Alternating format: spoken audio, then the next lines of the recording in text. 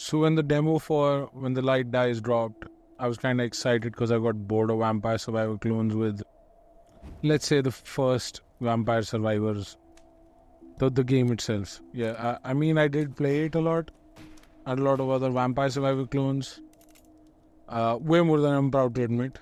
I always felt kind of irritated. There wasn't much to do besides it's just a power fantasy simulator, where where it only consists of that dopamine hit part, where you just get the power ups. They took roguelike games with their drop in, drop out, one more run style of gameplay, and isolated that part that just keeps you hooked, where you upgrade, where you power up.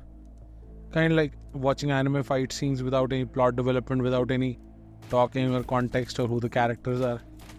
No one's complaining. I mean, I like to watch really expensively made CGI car explosions.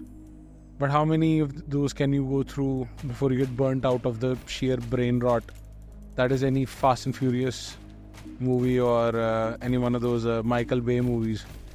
It's just cheap, mindless fun, but it doesn't get you anywhere. It's not healthy gratification. Hate me all you want for this. I'm very self-conflicted about this. Even some of the more sophisticated Horde Survivor games are guilty of this kind of dumbing down of video game mechanics. I distinctly remember burning sensation of wanting one more button, one active ability, something to do. Something where I had like a few more options, where I was a bit more engaged. I played a lot of them.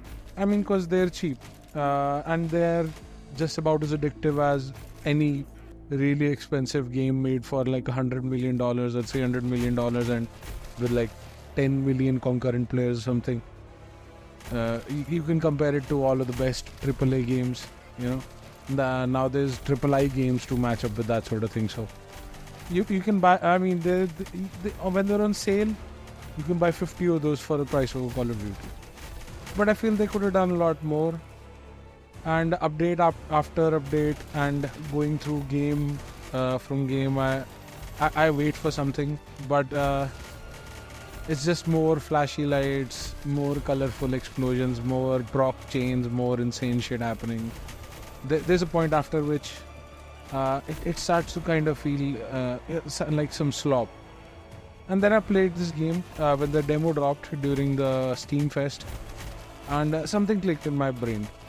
This game is it felt like a natural evolution of the stupid single power button power selection, whatever menu that shows up every few seconds. You have to you got to watch out for some basic survival things.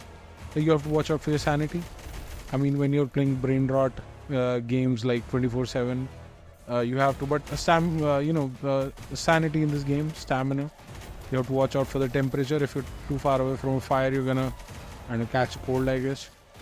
Level of oil you have in your oil lamp, because you have to stay near a source of light, so one way or the other. And of course your HP.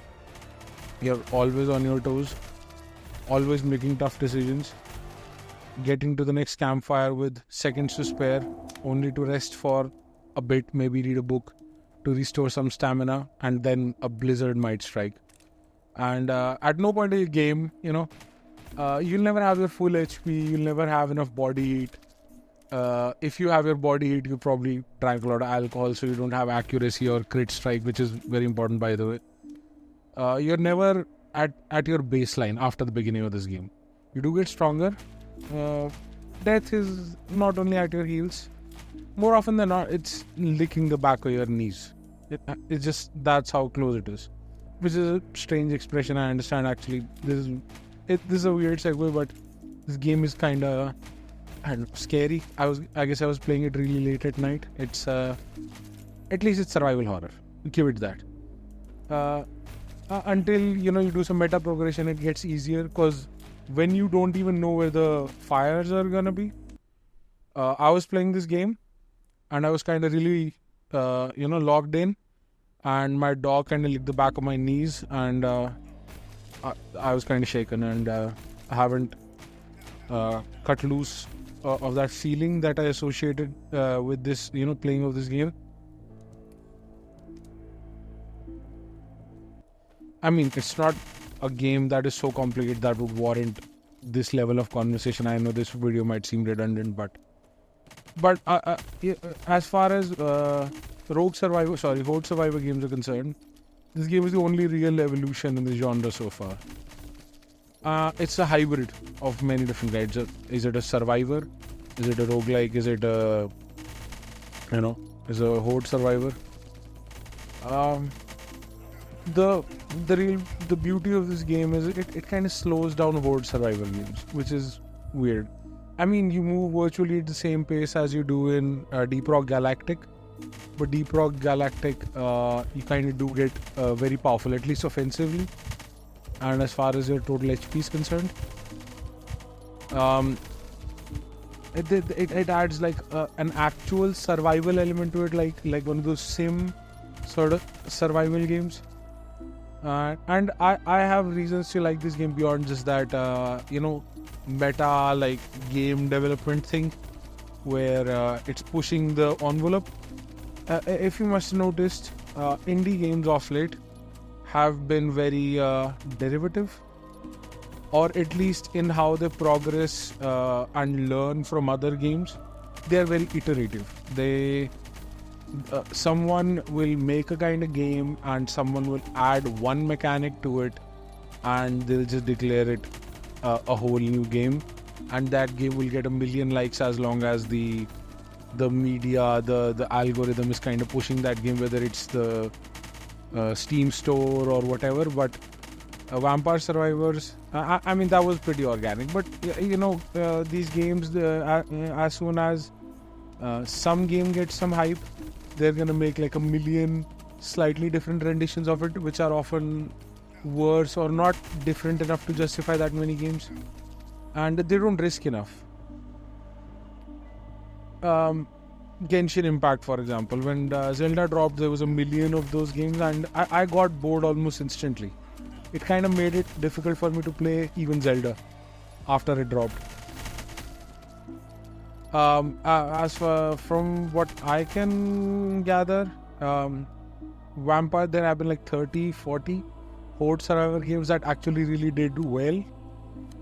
So you can't even imagine the numberless, nameless many that didn't make it. So it was just like a huge trend that everyone tried to latch onto. Although I played a lot of those games, I have no reason to complain. But and I am sorry. I am just kind of really freshly coming out of that frustration that comes from the monotony of playing games like these. I could play a different game, but still, there's something about these games that they just change one thing, and I'll be a very happy man. And I am sure some others might agree with me. There are different kind of way to play these, twin stick shooters, top-down shooters. I really like those kind of games. Imagine if like DRG Survivor allowed you to be a bit more tactical, maybe to reload, maybe to hold the fire, maybe deploy a turret when you press the button. So that kind of control would be a bit fun. It would be, I don't know, it will feel kind of a bit more involved. This game, I'll just get into it. It took risks. It tried something. Very few people have liked it. Very few are talking about it. There's very few Steam reviews. There's some negative comments, and I mean, as few as the reviewers, the negative comments kind of stick out. And I don't want to personally go address every single person, but most of those comments have just got to do with them having, if they had played the game a little bit and just looked into the progress menu, they would have found out that most of those problems can be fixed with just like a simple upgrade. It's a very engaging game. It's not a game you can just turn off your brain. You can't cheese it. There's no constant just garbage, silly magical effects happening. It's not, it's kind of deliberate. It's slow. Not the game is slow. Game is very fast. The character is slow. There is no peace of mind. Game will not let you live. It'll take your lunch money as soon as it can. The choice of guns is interesting, and interesting that it's kind of trash. but which is a good thing, adds to the difficulty of the game, and I'm not making any excuses for it. The machine gun, for example, sucks. But I'm a ADHD-ridden little honey badger person because I like to rush headlong into death in every single video game as soon as possible, hopefully assaulting a bunch of people in the way with my gun. I don't know, they're bad people, you know. The machine gun's damage sucks. The magazine is mid, but it's got the largest magazine of all the guns that are available, and it scales poorly. And please, under any circumstances, don't listen to anyone. Do not get more than 1 point of penetrating bullets, or the bullets from your guns will travel through a wormhole to the end of eternity in another dimension, and you'll. I'm just joking. It's an exaggeration, but the enemy will be too far away to pick up the experience points. And this is for the developers. I know this game isn't doing that well right now. I hope it does. But please put in a magnet perk. This is a personal request to you. I love your game. Also, more bosses. There's just one boss I know. And maybe like a challenge mode, some difficulty modes, some more horror, some more artifacts, things laying around. More lore. I'm interested. Actually, this game requires a lot more. I don't know. I'll keep listing them one by one, and then it'll sound like I'm trashing this game. As far as Vampire Survivors go, this is probably my favorite one, including the original one. At least the concept. Potentially. I don't know. Can you plan a roadmap? I don't know. Like a GoFundMe or something. Anyways, I don't want to get dissuaded. I will never get to play the version of the game that could have been. It's difficult to understand that slow and even clunky movement is not necessarily a bad thing. Look at Dark Souls 1, Resident Evil 1, 2, I think 1, even 5, 4. They had tank controls. Or worse than tank controls. 4 had tank controls. Every other game had worse. And it was a limitation. But that's kind of part of what people love it for. It adds a lot of tension and awkwardness and fear and anxiety. And you have to be prepared for something you're not at all prepared for ever. Unless you've died a million times. This game has good atmosphere. It has good sound design. Bullets sound amazing. The blizzard, the effects are good. The darkness, it feels good. Although there's not overall a lot of offering here, but what is here for the price, I mean, it's justified. The world is the premise, the idea of the game. It's very believable. I don't know. It's like some Americana, some of that weird witchcraft, arcana type thing. It's somewhat thoughtlessly slapped together. I mean, it's not that thoughtlessly slapped together, but it makes for a good game concept. But I think just not enough bodies were thrown at this problem, or not enough budget was thrown at this, which is sad. Another reason why I probably like this game a lot is the ludonarrative harmony or something. I don't know if that's like the correct usage of that concept.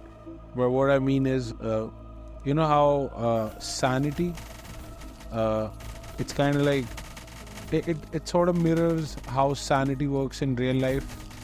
Because you lose sanity when you do mentally exerting tasks that you don't like to do. And in my own personal opinion, I like to think that things that are difficult to do and at times unpleasant to do, they don't really cost your like physical energy or like VO2 max or your cardiovascular as much of a offense as it does to your sanity.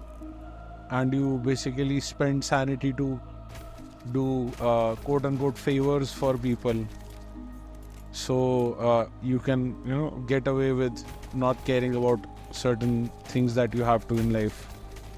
So I don't know, just personally gratifying for me for that to be put inside like a video game as a mechanic, to have to put up with normal shit as like a essential part of life. But normal, mundane, mental, physical things, put into the form of like a anime square off against weird monsters from God knows where. Oh, by the way, these candle monsters are pretty much my favorite thing in this game. I like to in fact kill them in a way that it kind of tactically helps me have some illumination, which is completely awesome. I love these guys. I don't know if you like indie games, and if you have like a lot of time to waste watching pointless videos like this, I don't know, subscribe or something. Follow on for more. I'll make more videos. Possibly try to do a better job. Try to edit them better. Try to write a script better or whatever. But most importantly, I'll try to find games that are worth giving attention to. Not just like underrated underdog games. Games that are just good. But not like hyper successful games. Usually, I play them on my own time. I don't think I really need to amplify their presence in the world in any way. So, but games that I think deserve way more attention, and I really like, because usually the games that I happen to like are not the kind of games that are as accessible, not just from a gameplay standpoint, but they did something different. It was surprising to me. I'm not bored or burnt out of them before I start. So if not for the video and everything, all the nonsense I'm spouting, if you just want good game recommendations, I'll try to keep you privy of those. If you watched till here, I'm really thankful. I hope you have a very nice day. See you again. I don't know, is that appropriate? Yeah, anyways, signing off. Bye. Thanks.